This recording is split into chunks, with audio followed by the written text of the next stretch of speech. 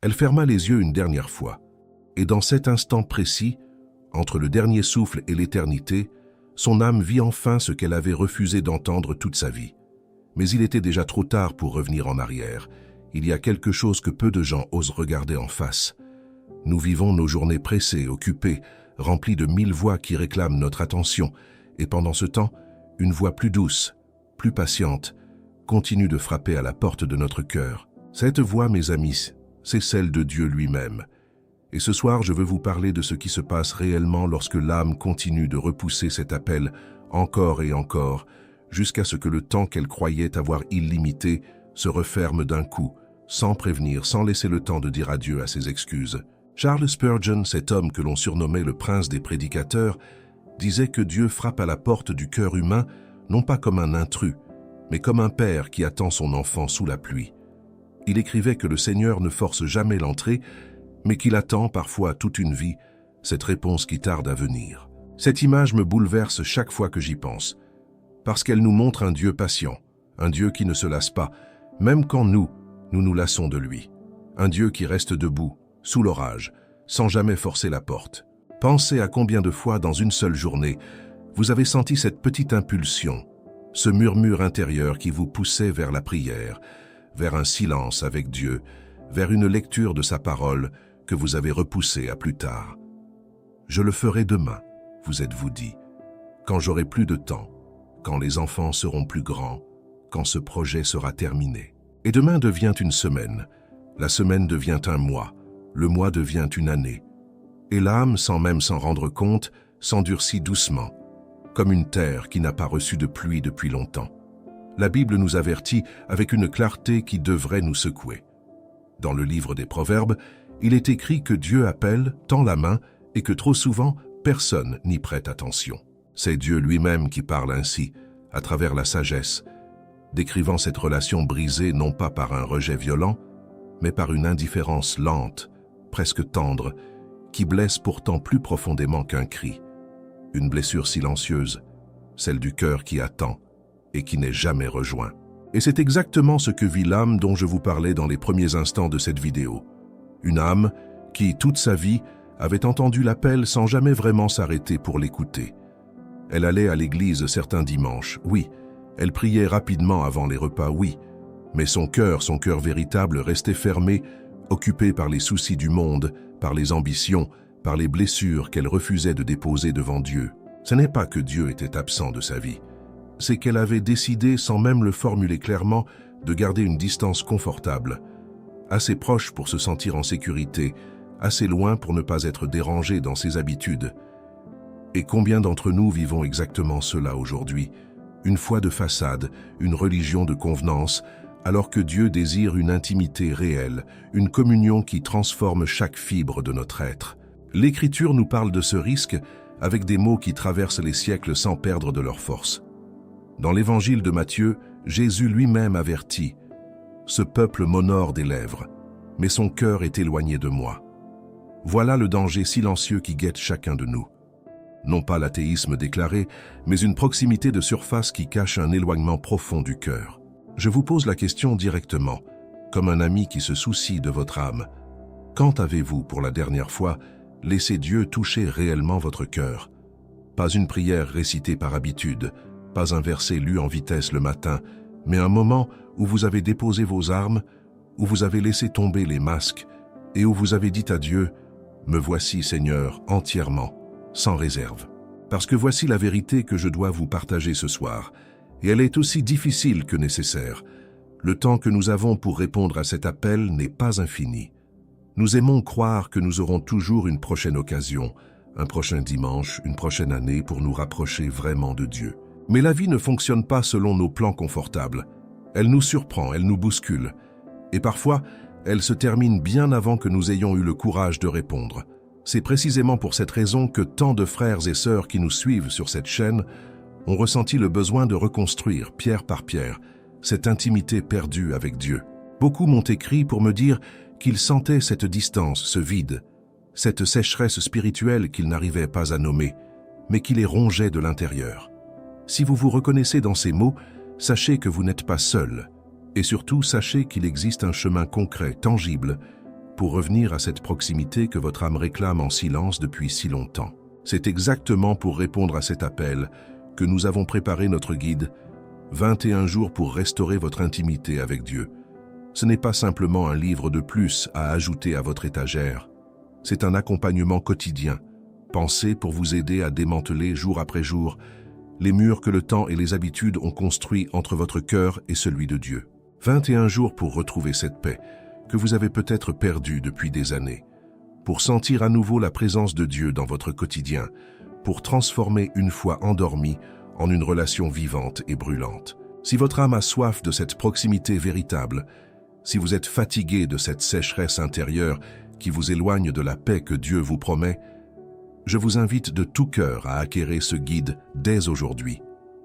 Vous le trouverez dans le commentaire épinglé juste en dessous de cette vidéo. Et croyez-moi, ces 21 jours peuvent transformer votre façon même de vivre votre foi. Ne remettez pas à demain ce que votre cœur réclame depuis si longtemps. Et avant de continuer ce message, je vous demande une chose simple mais précieuse pour nous. Abonnez-vous à cette chaîne. Chaque semaine, nous partageons des messages comme celui-ci, des vérités qui touchent le cœur et qui nous rapprochent, ensemble, de notre Père céleste. Votre présence ici compte plus que vous ne l'imaginez. Maintenant, poursuivons ce voyage vers ce qui arrive réellement à l'âme qui continue de repousser cet appel jusqu'au moment où elle ne peut plus reculer. Il y a un moment dans la vie de cette âme où quelque chose commence à changer sans qu'elle s'en rende compte. Ce n'est pas un événement spectaculaire, c'est plutôt une accumulation, comme le sable qui s'échappe lentement d'un sablier.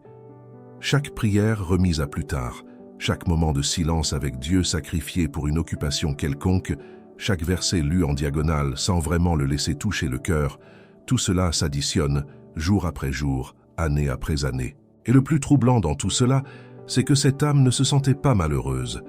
Elle avait construit sa vie, ses habitudes, son confort. Elle avait même une certaine paix apparente, celle que donne la routine, celle que donne l'habitude de croire sans vraiment vivre sa foi. Mais cette paix, mes amis, n'était qu'une illusion, un vernis fragile posé sur un vide que personne n'osait regarder. L'apôtre Paul nous met en garde contre exactement ce type de piège dans sa lettre à Timothée, où il parle de ceux qui ont une apparence de piété, mais qui en renient la puissance. Voilà le danger que je veux que vous compreniez profondément aujourd'hui.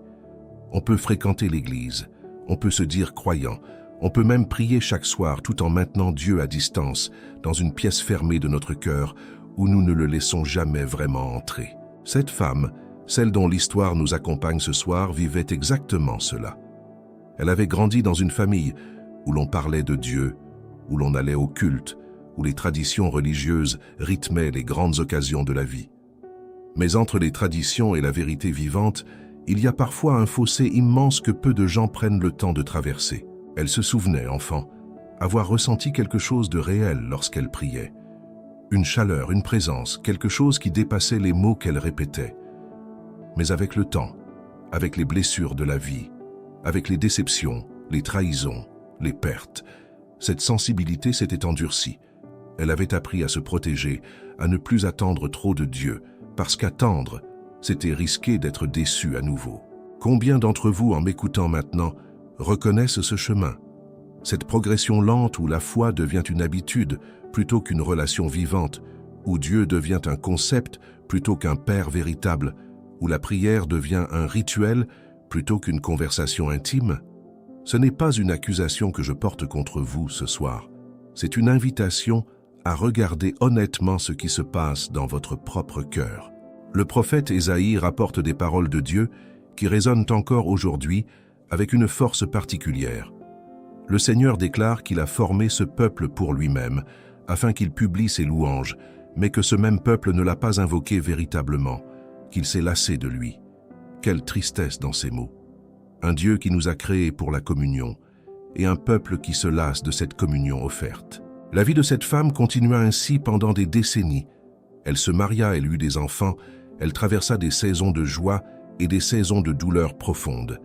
Et à chaque tournant important, cette petite voix intérieure lui rappelait qu'il y avait quelque chose de plus profond à chercher, quelque chose qu'elle repoussait continuellement, encore et encore. Un mariage difficile, la maladie d'un enfant, la perte d'un emploi. Chaque crise aurait pu être une porte d'entrée vers une intimité renouvelée avec Dieu. Chaque épreuve était une invitation silencieuse, un appel discret vers la seule source capable de véritablement l'apaiser. Mais à chaque fois, elle préférait gérer seule, compter sur ses propres forces, sur sa propre intelligence, sur les conseils du monde plutôt que sur la sagesse d'en haut. Elle priait, oui, mais des prières rapides, presque mécaniques, comme on coche une case sur une liste de tâches. « Seigneur, aide-moi avec ceci, Seigneur, protège cela. » Jamais un véritable dialogue, jamais une écoute silencieuse de ce que Dieu voulait peut-être lui dire en retour. Le roi David, dans les psaumes, exprime cette soif d'une manière que peu d'autres textes ont su capturer avec autant de sincérité. Il écrit que son âme a soif de Dieu, du Dieu vivant, comme une terre desséchée et sans eau. C'est exactement l'image qui décrit ce que vivait cette femme, sans même en avoir conscience. Une âme assoiffée, mais qui avait oublié le goût de l'eau véritable, qui s'était habituée à la sécheresse au point de la confondre avec la normalité. Les années passèrent ainsi, dans cette tension silencieuse entre l'appel persistant de Dieu et le refus poli, presque courtois, de cette femme de s'y abandonner pleinement. Elle n'était pas une mauvaise personne. Elle n'était pas une pécheresse endurcie, au sens où le monde l'entend. Elle était simplement, comme tant d'entre nous, une âme distraite, une âme occupée, une âme qui remettait toujours à plus tard ce qui comptait le plus. Et c'est précisément cette dynamique qui nous amène au cœur de notre message ce soir. Parce que le temps, mes amis, ne nous appartient pas. Nous croyons le maîtriser, nous croyons pouvoir planifier chaque étape de notre existence, mais la vérité biblique nous rappelle avec insistance que nos jours sont comptés, que notre souffle est emprunté, et que le moment de répondre à l'appel de Dieu n'est jamais garanti pour demain. L'Ecclésiaste nous enseigne qu'il y a un temps pour chaque chose sous le ciel, mais il nous rappelle aussi, avec une sagesse presque dérangeante, que nous ne savons jamais combien de temps il nous reste véritablement sur cette terre. Cette femme, elle, continuait d'avancer dans sa vie, persuadée qu'elle aurait encore de nombreuses années pour régler ce compte suspendu avec son Créateur. Elle se disait que la retraite serait le moment idéal, que lorsque les enfants seraient grands, elle se consacrerait enfin pleinement à sa vie spirituelle, comme si Dieu attendrait patiemment, indéfiniment, son bon vouloir. Mais la vie, comme nous allons le découvrir dans la suite de ce récit, avait d'autres plans pour elle. Des plans qui allaient bouleverser toutes ses certitudes, tous ses calculs, toute cette confiance tranquille en un avenir qu'elle croyait acquis, comme un droit qui lui aurait été garanti par le simple fait d'exister. Personne ne lui avait jamais dit, avec la clarté nécessaire, que le lendemain n'appartient à personne. Personne ne s'était assis avec elle pour lui rappeler que chaque battement de cœur est une grâce, un cadeau immérité, et non une possession éternelle sur laquelle on peut compter indéfiniment. Elle vivait comme vivent tant d'entre nous, en repoussant l'essentiel au nom de l'urgent, en sacrifiant l'éternel sur l'autel du quotidien. Le matin où tout bascula ressemblait à n'importe quel autre matin. Il n'y avait aucun signe, aucun présage, rien qui aurait pu l'avertir que sa vie était sur le point de changer irrémédiablement. Elle s'était levée, avait préparé le café comme chaque jour, avait échangé quelques mots avec son mari avant qu'il ne parte travailler, sans savoir que ces mots ordinaires porteraient bientôt un poids nouveau. Une matinée ordinaire, banale, semblable à des milliers d'autres qu'elle avait vécues, sans y prêter attention particulière. Combien de matins comme celui-là avons-nous nous-mêmes traversés, sans jamais imaginer qu'ils pourraient être les derniers d'une vie insouciante, les derniers avant que tout ne bascule sans prévenir, sans avertissement, sans un seul instant pour se préparer. C'est en fin d'après-midi que les premiers symptômes apparurent. Une fatigue inhabituelle, un essoufflement qui ne s'expliquait pas par l'effort fourni. Elle pensa d'abord à une simple faiblesse passagère, quelque chose qui se résoudrait avec du repos.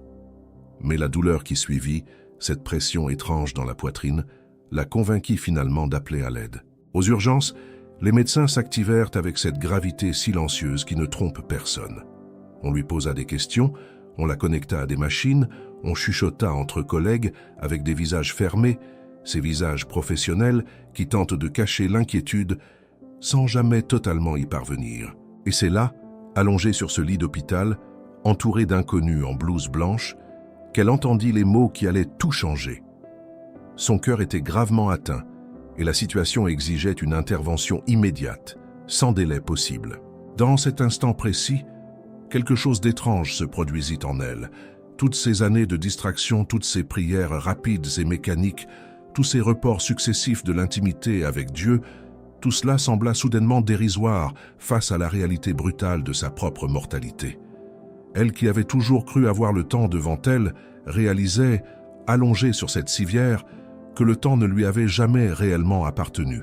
Jacques, dans son épître, nous rappelle avec une image saisissante que notre vie est une vapeur qui paraît un instant, puis qui s'évanouit. Combien cette vérité devient tangible, presque insupportable, lorsqu'on se trouve soudainement face à la fragilité de notre propre existence. Cette femme, en cet instant, ne pensait plus à ses projets, à ses ambitions, à ses habitudes confortables. Elle pensait à une seule chose. Était-elle réellement prête à rencontrer son Créateur? Cette question, mes amis, est probablement la plus importante que chacun de nous devrait se poser régulièrement. Et pourtant, c'est celle que nous évitons le plus soigneusement. Nous préférons remplir nos journées de préoccupations immédiates, de divertissement, de soucis matériels, plutôt que de nous arrêter pour examiner honnêtement l'état de notre âme devant Dieu. Pendant qu'on la préparait pour l'intervention chirurgicale, des souvenirs affluèrent dans son esprit avec une intensité qu'elle n'avait jamais connue auparavant. Elle revit son enfance, cette sensibilité spirituelle qu'elle possédait autrefois, cette capacité à sentir la présence de Dieu de manière presque tangible, comme une main posée doucement sur son épaule, dans les moments de solitude. Elle se souvint aussi de tous ces moments où cette voix intérieure l'avait appelée à revenir vers cette intimité perdue, et de toutes les fois où elle avait choisi de l'ignorer, préoccupée par des urgences qui, avec le recul, semblaient si dérisoires, si insignifiantes face à ce qui comptait vraiment. Le roi Salomon, dans ses écrits de sagesse, avertit que celui qui endurcit son cœur après de nombreuses réprimandes sera brisé subitement, sans qu'il y ait de remède.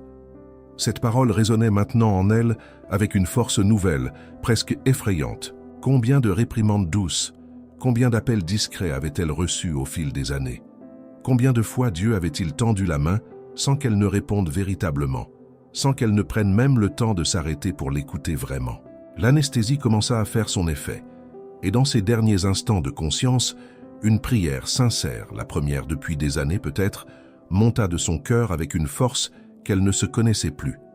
Ce n'était pas une prière récitée par habitude, ni une formule apprise depuis l'enfance.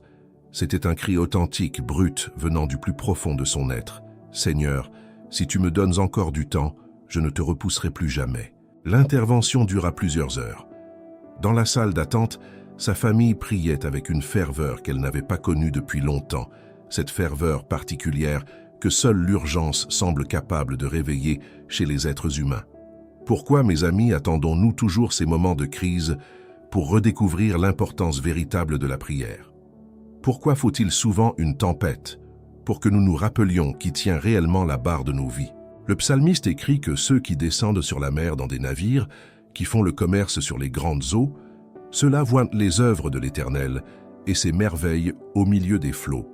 Il décrit ensuite comment, dans la tempête, ils crient vers l'Éternel dans leur détresse et comment il les délivre de leurs angoisses. Cette image ancienne trouve un écho puissant dans l'histoire de cette femme et dans celle de tant d'entre nous, qui ne semblons capables de crier véritablement vers Dieu que lorsque la tempête menace de nous engloutir tout entier, corps et âme.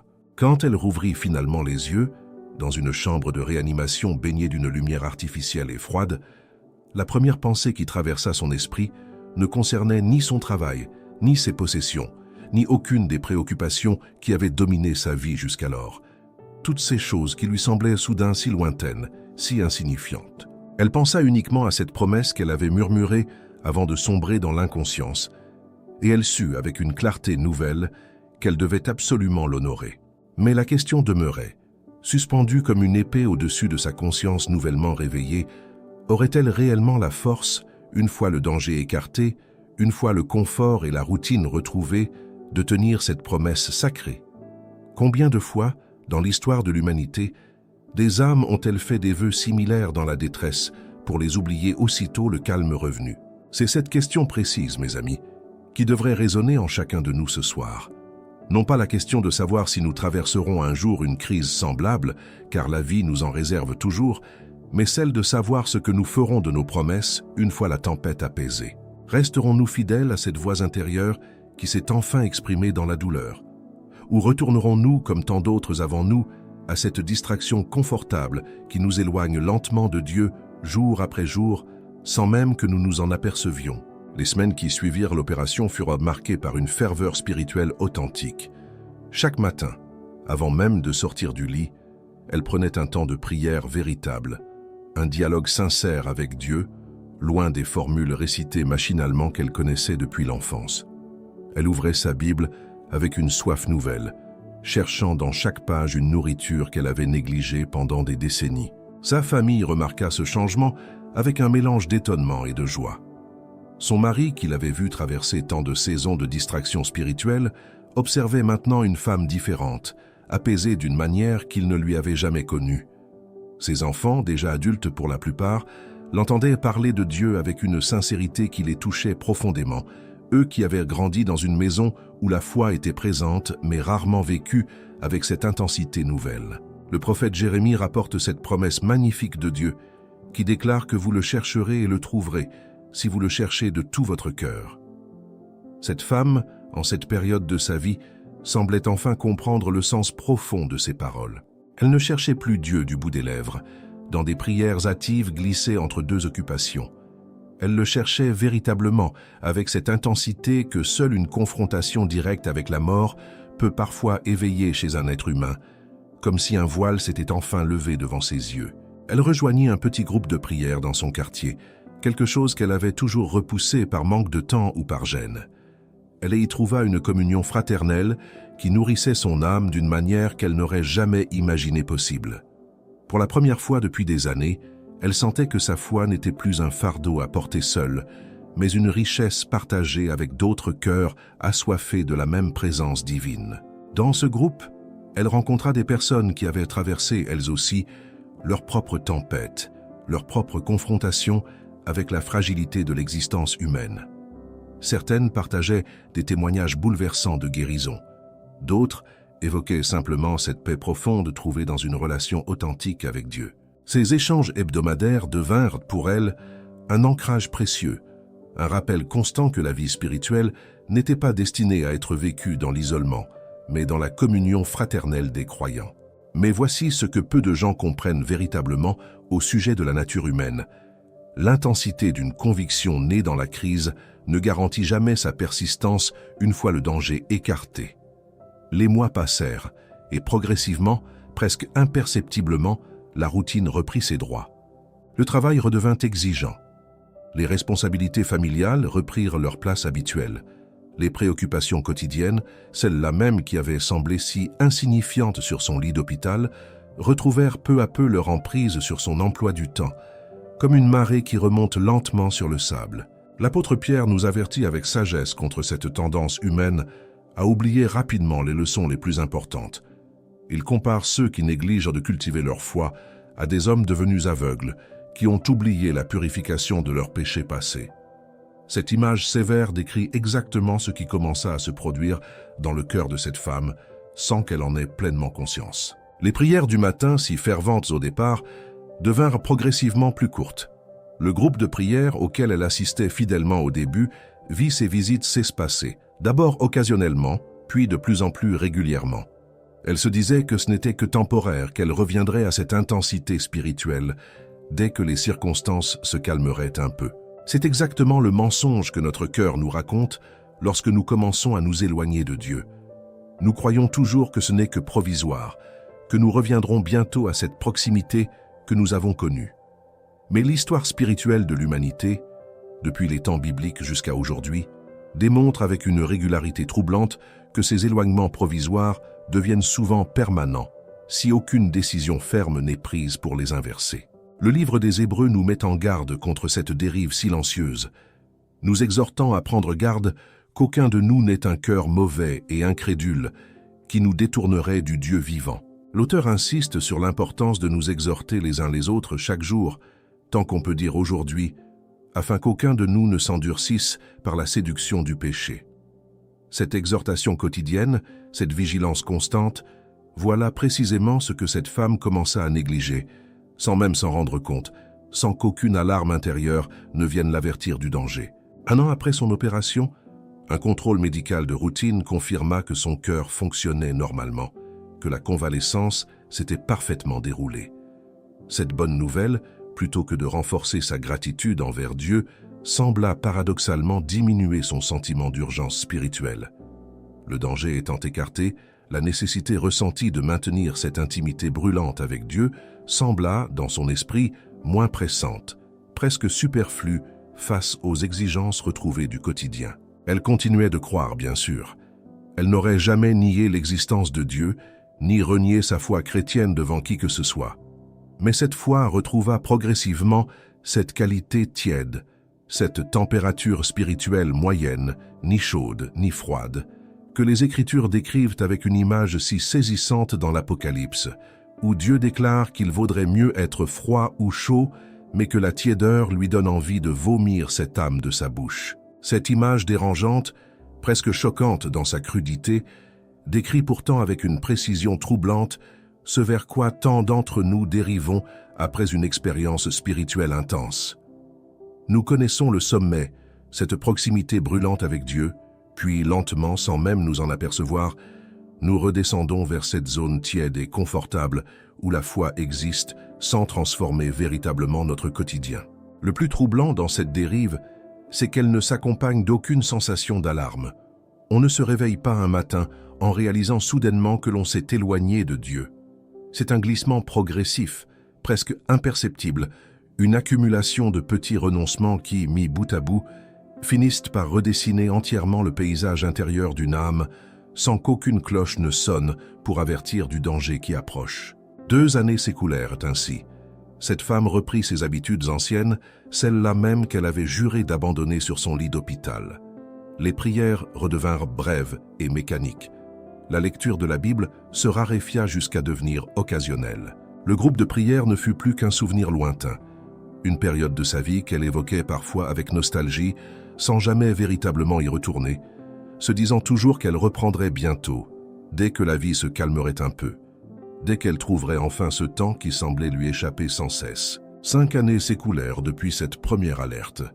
5 années durant lesquelles la vie reprit son cours normal, avec ses joies simples, ses préoccupations ordinaires, et cette foi tiède qui s'était installée sans bruit dans le cœur de cette femme. Elle allait toujours à l'église le dimanche, par habitude plus que par conviction ardente. Elle priait encore, mais rarement avec cette profondeur qu'elle avait connue au sortir de l'hôpital, cette profondeur qui semblait maintenant appartenir à une autre vie, presque à une autre personne. Ses petits-enfants étaient nés entre-temps, apportant une nouvelle joie dans son quotidien déjà bien rempli. Elle les gardait certains après-midi, leur racontait des histoires, leur enseignait quelques prières simples, sans jamais réaliser pleinement que ces gestes, aussi précieux soient-ils, ne remplaçaient pas cette intimité personnelle et profonde qu'elle avait autrefois goûtée et qu'elle continuait, sans s'en apercevoir, de laisser s'effriter jour après jour. Un soir d'automne, alors qu'elle rentrait d'une simple course, une douleur familière revint la saisir, cette fois avec une intensité qu'elle n'avait jamais ressentie auparavant. Elle sut immédiatement, avec cette certitude étrange que possèdent parfois les êtres humains face au danger, que quelque chose de grave était en train de se produire dans son corps, quelque chose qui, cette fois, ne laisserait peut-être pas de seconde chance. Cette fois, il n'y eut pas de trajet aux urgences avec suffisamment de temps pour l'intervention. Cette fois, l'issue fut différente. Dans les derniers instants de sa conscience, allongée dans l'ambulance qui filait à travers les rues éclairées de la ville, un flot de pensées traversa son esprit avec une clarté fulgurante, comme si toute une vie se déployait devant elle en quelques secondes seulement. Elle revit sa promesse, celle qu'elle avait murmurée 5 ans auparavant, cette promesse solennelle de ne plus jamais repousser Dieu. Elle revit ces mois de ferveur authentique, ce groupe de prières qui avait nourri son âme, cette proximité brûlante qu'elle avait connue et qu'elle avait laissé s'éteindre lentement, comme une braise que l'on cesse d'attiser et qui finit par se recouvrir de cendres. L'Écriture nous enseigne dans le livre de Job que l'homme né de la femme a la vie courte et pleine de troubles, qu'il naît, se flétrit comme une fleur et fuit comme l'ombre sans jamais s'arrêter. Cette image de la fleur qui se flétrit résonne avec une puissance particulière dans cet instant précis, celui où cette femme comprenait, avec une lucidité tardive, que son temps sur cette terre touchait véritablement à sa fin. Dans cet instant suspendu entre la vie et l'éternité, une question la traversa avec une force qu'elle n'avait jamais ressentie. Avait-elle véritablement vécu la relation avec Dieu qu'elle aurait pu vivre? Avait-elle honoré cette seconde chance qui lui avait été offerte 5 ans plus tôt? Ou l'avait-elle simplement laissée s'évaporer, engloutie par les préoccupations ordinaires d'une vie qu'elle avait crue éternelle? Jésus lui-même, dans la parabole du riche insensé, raconte l'histoire d'un homme qui, ayant accumulé de grandes richesses, se dit à lui-même qu'il pourra désormais se reposer, manger, boire et se réjouir pendant de nombreuses années. Mais Dieu lui répond que cette nuit même, son âme lui sera redemandée et que tout ce qu'il a préparé reviendra à d'autres. Cette parabole, vieille de 2000 ans, semblait s'incarner littéralement dans le destin de cette femme, dont les projets, les habitudes, les reports successifs se heurtaient maintenant au mur infranchissable de sa propre finitude. Ce mur que personne, jamais, ne peut repousser indéfiniment. Elle comprit dans ces derniers instants une vérité que tant de sermons, tant de lectures bibliques, tant d'exhortations n'avaient jamais réussi à graver aussi profondément dans son cœur.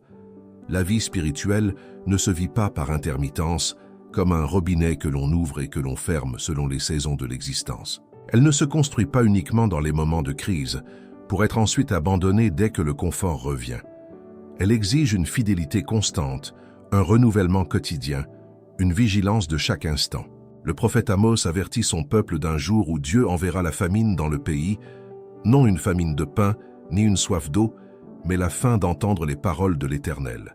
Il décrit des hommes errant d'une mer à l'autre, courant du nord à l'est pour chercher la parole de Dieu, sans jamais la trouver. Cette image glaçante de la famine spirituelle semblait maintenant prendre tout son sens pour cette femme, qui réalisait, dans ses derniers instants de conscience, combien elle avait eu accès à cette parole vivante sans jamais véritablement s'en nourrir avec constance, jour après jour, comme le pain quotidien qu'elle méritait pourtant de recevoir. Les lumières de l'ambulance continuaient de balayer le plafond au-dessus d'elle.